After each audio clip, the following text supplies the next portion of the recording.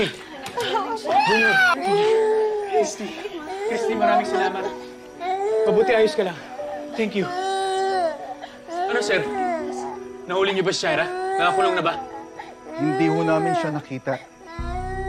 May inala ho kami na nagtangka siyang tumakas sa pamamagitan ng pagsakay sa isang motorboat. Nung inaalam ho namin yung pangyayari, bigla na lang sumabog yung bangkang yun.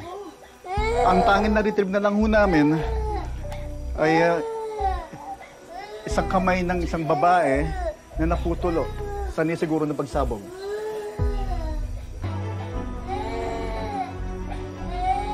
Sir, wedding ring namin ni Shaira to.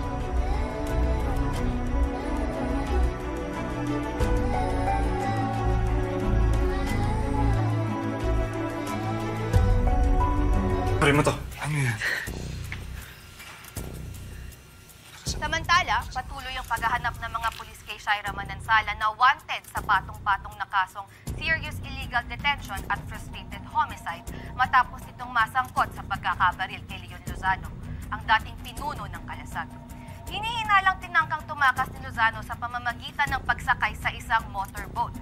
Pero ayon sa report, sumabog ang motorboat o ang bangka sa gitna ng dagat at tanging putol na kamay ang natagpuan. Walang bangkay na na-retrieve ang mga pulis at inaalam pa kung kay Shaira Manansala ang natagpuang putol na kamay. Ritz Villaseñor, nag-uulat.